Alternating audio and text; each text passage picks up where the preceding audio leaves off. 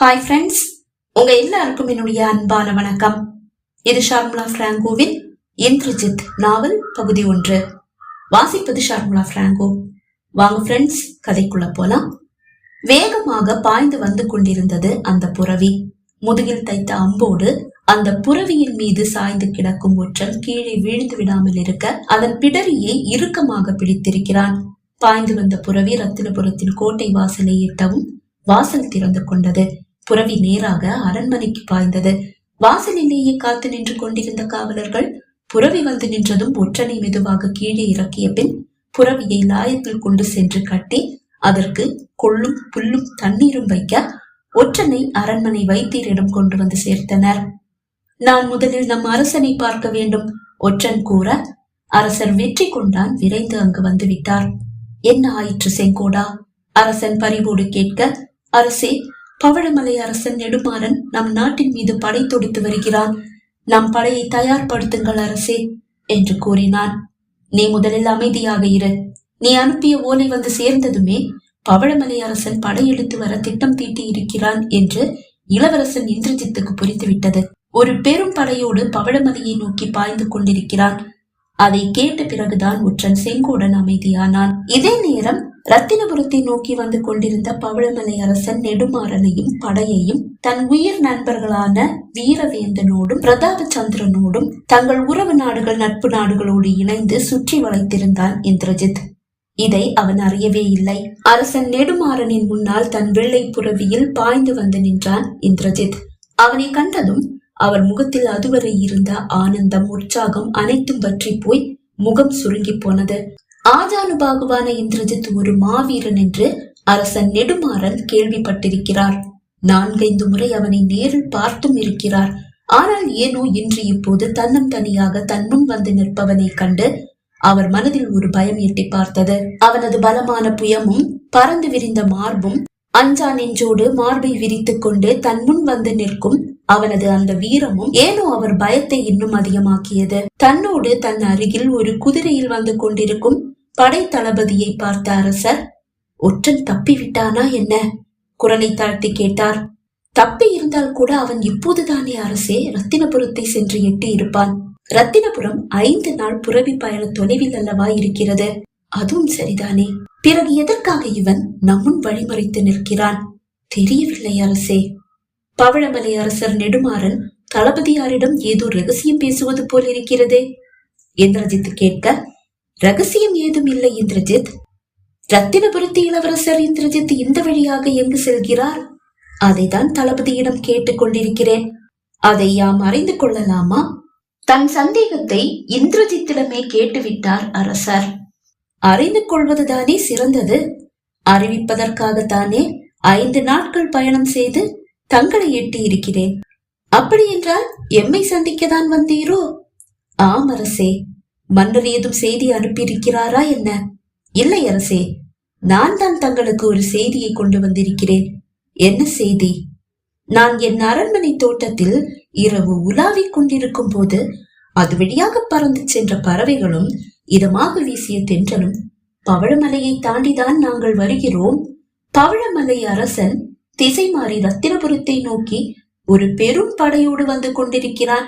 அந்த வரவில் ஏதோ உள்நோக்கம் இருக்கிறது என்று கூறி சென்றன. அது சரிதானா என்று வினவி செல்லவே நான் வந்திருக்கிறேன். அதை கேட்ட அரசனின் விழிகள் 4 திசையும் ஒரு சுற்று சுற்றி வந்தது. இந்திரஜித் தன்னந்தனியாக தான் வந்திருக்கிறான் என்று நினைத்தவர், அதை கேட்டு செல்ல இப்படி தன்னந்தனியாகவா வருவாய்? உடலில் வீரம் இருக்கும் அளவு விவேகம் இல்லையே இந்திரஜித். அப்படி என்றால் நான் அறிந்த செய்தி உண்மை என்று கூறுகிறீரோ? ஆம், அதில் உனக்கென்ன ஐயம்? செல்வ செழிப்பும் வளமான மண்ணும் உன் நாட்டுக்கு மட்டுமே சொந்தம். அந்த நாடு இனி எனக்கு மட்டுமே சொந்தம். பெரும்படையோடு உன் நாட்டிற்கு விருந்தோம்ப வரவில்லையடா. உன்னையும் உன் தந்தையையும் என் காலடியில் மண்டியிட வைத்து என் நாட்டிற்கு அடிமைகளாக இழுத்துச் செல்லவே யாம் வருகிறோம். அதை கூறி முடிப்பதற்குள் தன் உடைவாளை உருவிய அரசனின் அருகில் இருந்த படை தளபதியின் தலையை வெட்டி வீழ்த்தினான் இந்திரஜித். காற்றை விட வேகத்தில் மின்னலாக அனைத்தும் விழிமூடி திறக்கும் முன் அரங்கேறிவிட்டது. தன் முகத்தில் தெரித்த இரத்த துளிகளை துடைத்த அரசனின் விழிகள் மட்டும் வலப்புறம் நகர்ந்து புறவியில் அமர்ந்திருந்த தளபதியை பார்த்தது. தளபதியின் முண்டம் மட்டும் தரையில் சாய்ந்து கொண்டிருக்கிறது. தலை சற்று தொலைவில் சென்று வீழ்ந்து கிடக்கிறது. நடுங்கி போன அரசர், இவனை கொன்றுவிடுங்கள் என்று கத்தினார். ஆனால் அடுத்த நொடி படையின் இடையே ஊடுருவி இருந்த இந்திரஜித்தின் நண்பர்களான வீரவேந்தனும் பிரதாபச்சந்திரனும் அரசனின் கழுத்தில் கத்தி வைத்துவிட, கண்ணிமைக்கும் நேரத்தில் இந்திரஜித்தின் வாள் அரசனின் தலையை துண்டித்தது. இந்த செய்தி காட்டு தீயாக ஒவ்வொரு நாட்டிலும் பரவியது. நெடுமாறன் மனதில் நினைக்கும் முன் அவர் தலையை கொய்து விட்டான் இந்திரஜித் என்ற செய்தி ரத்தினபுரத்தை நோக்கி படையெடுக்க திட்டம் தீட்டிக் கொண்டிருந்த மன்னர்களின் உடலில் நடுக்கத்தை ஏற்படுத்தியது. இந்திரஜித்தின் இந்த வெற்றியை ரத்தினபுரம் மட்டுமல்ல, அவர்களது உறவு நாடுகளும் நட்பு நாடுகளும் கோலாகலமாக கொண்டாடின. இந்திரஜித் தன் உயிர் நண்பர்களான வீரவேந்தன், பிரதாபச்சந்திரனோடு ரத்தினபுரத்தை அடைய மூவருக்கும் வெற்றி திலகமிட்டு மகாராணி மகாதேவி வரவேற்றார். கூடியிருந்த அரசவையின் முன்னால் இந்திரஜித்தும் வீரவேந்தனும் பிரதாபச்சந்திரனும் வந்து நிற்க, தன் அரியணையிலிருந்து எழுந்து வந்த அரசர் வெற்றி கொண்டான் மூவரையும் கட்டி தழுவிக் கொண்டார். என் தங்கை மகன் வீரவேந்தனும் என் தோழனின் மகன் பிரதாபச்சந்திரனும் எம் மகன் இந்திரஜித்துக்கு உயிர் தோழர்களாக இருப்பது எம் பாக்கியம். உங்கள் நட்பு நீடோழி வாழ்க. தக்க தருணத்தில் தான் மூவரும் வந்து சேர்ந்திருக்கிறீர்கள். நம் அண்டை நாடும் நட்பு நாடுமான சந்திரகாந்தபுரத்து இளவரசி சந்திரலேகாவின் சுயவரம் இன்னும் 5 நாட்களில் நடைபெற உள்ளதாம். சந்திரகாந்தபுர அரசர் அறிவுடை நம்பி ஓலை அனுப்பியுள்ளார். நீங்கள் மூவரும் அந்த சுயம்பரத்தில் கலந்து கொள்ள வேண்டும். வீரவேந்தனின் நாட்டிற்கும் பிரதாபச்சந்திரனின் நாட்டிற்கும் ஓலை அனுப்பி இருக்கிறார் அரசர் அறிவுடை நம்பி. அரசர் வெற்றி கொண்டான் கூற, தந்தையே, நான் யோசித்து பதில் கூறுகிறேன் என்று கூறிய இந்திரஜித் அவைக்கு மரியாதை செலுத்திவிட்டு நண்பர்களோடு அங்கிருந்து வெளியே வந்தான். சந்திரகாந்தபுர இளவரசிக்கு சுயம்பரமா? அவளுக்கு ஆணவம் அதிகம். அவள் எந்த ஆணையும் மதித்து நடப்பதில்லை, மிதித்துதான் நடப்பாள் என்றான் பிரதாபச்சந்திரன். என்ன பிரதாபச்சந்திரா, அனுபவம் பேசுகிறதோ? வீரவேந்தன் கேட்டான். இந்த கேலிதானே வேண்டாம் என்பது. செவியில் வந்து விழுந்த செய்தியை நண்பர்களிடம் கூறினேன், அவ்வளவுதான்.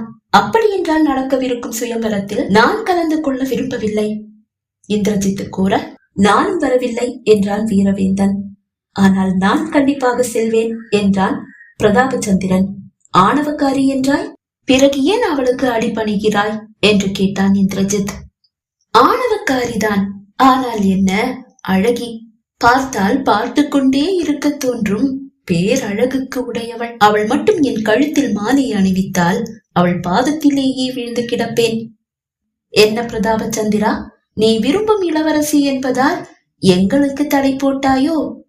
வீரவேந்தன் கேட்க, அப்படி இல்லை வீரா, உண்மையை சொன்னேன்.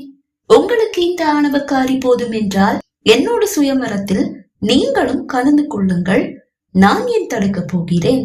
நம் விருப்பம் இல்லையே, அந்த ஆணவக்காரியின் விருப்புக்கு தானே மதிப்பு என்றான். அதுவும் உண்மைதான் வீரவேந்தன் கூற, இந்திரஜித் ஒன்றும் பேசவில்லை. சுயமரத்திற்கு செல்லும் எண்ணத்தை அவன் கைவிட்டு நாழிகையாகிவிட்டது. இந்திரா, நான் என் நாட்டிலிருந்து வந்து வெகு நாட்கள் ஆகிவிட்டன. நான் சென்று ஓய்வெடுக்க விரும்புகிறேன் வீரவேந்தன் கூற, நானும் தான் என்றான் பிரதாபச்சந்திரன். சரி, எனக்கும் ஓய்வு தேவைப்படுகிறது, சென்று வாருங்கள் என்று கூறியவன் அவனது அறையை நோக்கி நடக்க, வீரவேந்தன் பிரதாபச்சந்திரன் இருவரும் அரண்மனை முன்வாசலை நோக்கி நடந்தனர். சந்திரகாந்தபுர இளவரசி சந்திரலேகா தனக்கே மனைவியாக வர வேண்டும் என்ற ஆவலில் தன்னை விட அழகான வீரத்தில் சிறந்த இளவரசர்கள் அந்த சுயம்பரத்தில் கலந்து கொள்ளக்கூடாது என்பதில் பிரதாபச்சந்திரன் குறியாகவே இருந்தான். வீரவேந்தன் சுயம்பரத்தில் கலந்து கொள்ளக்கூடாது என்பதற்காக மீண்டும் சந்திரலேகாவை பற்றிய தவறான செய்திகளை வீரவேந்தனிடம் பேசியபடியேதான் அரண்மனை வாசலை நோக்கி நடந்தான் பிரதாபச்சந்திரன். அதில் சிலது இந்திரஜித்தின் செவியையும் எட்டியது. அவள் தன் காவலர்களை கூட மதிப்பதில்லையாம். சிறு தவறு செய்தால் கூட அவர்கள் கன்னத்தில் அறைந்து விடுவாளாம். சில சமயங்களில் கோபத்தின் உச்சத்தில் இருப்பவள் அவர்களது தலையை கூட சீவி விடுவாளாம்.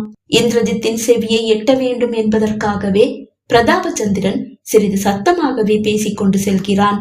இந்திரஜித் தன் அறையை நெருங்கவும், இளவரசர் இந்திரஜித் வருகிறார் வருகிறார் வருகிறார் என்று காவலர் உரக்க கூற, தன் அறையில் தனக்காக காத்திருப்பது யார் என்ற கேள்வியோடு இந்திரஜித்தும் தன் அறையை நோக்கி வந்தான். அறையின் முன்னால் வந்ததும் ஒரு காவலர் அவன் முன் வந்து நின்று, மகாராணி தங்களுக்காக காத்திருக்கிறார் என்று கூறிவிட்டு விலகி நின்றான். முகமலர அறைக்குள் வந்தவன் தன் படுக்கையில் தனக்காக காத்திருக்கும் தன் தாயை கண்டதும் சிறு பிள்ளையாகி போனான். விரைந்து வந்து தாயின் மடியில் தலை வைத்து படுத்துக் கொண்டான். அவனை வாஞ்சையோடு வருடிய மகாராணி, ஓய்வெடுக்க விரும்புகிறாய் என்று அறிவேன்.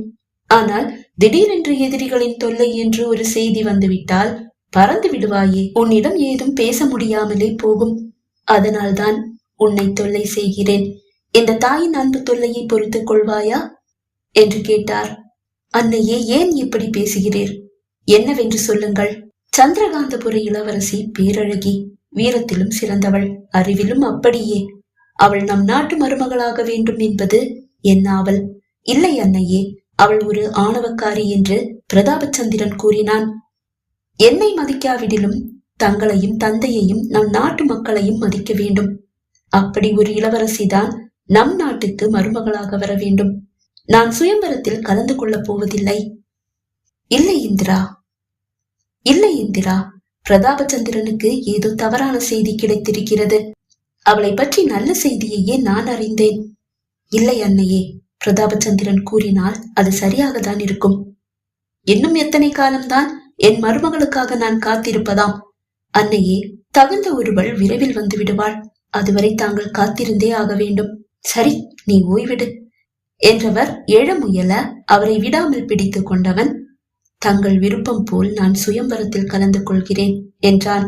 முகம் மலர்ந்தவர், உனக்கு விருப்பமில்லை என்றால் நீ செல்ல வேண்டாம். உன் விருப்பம்தான் என் விருப்பம் என்று கூறிவிட்டு எழுந்து கொள்ள அவனும் அவரை விடுவித்தான். அன்று முழுவதும் தன் அறையிலேயே நிம்மதியாக உறங்கி நன்றாக ஓய்வெடுத்தான் இந்திரஜித். மறுநாள் காலை தனியாக வேட்டைக்கு புறப்பட்டான். வழக்கமாக வீரவேந்தன், பிரதாபச்சந்திரன் இருவரும் அவனோடு இருப்பார்கள். இல்லை என்றால் யாராவது ஒருவராவது அவனோடு இருப்பார்கள். முதன்முறை தனியாக வேட்டைக்கு புறப்படுகிறான். அவனது புறவி காற்றை கிழித்துக் கொண்டு அந்த கொடும் வனத்திற்குள் புகுந்தது. பகுதி 1 நிறைவடைந்தது. பகுதி 2 உங்களை சந்திக்கும் வரை விடைபெறுகிறேன். நன்றி, வணக்கம்.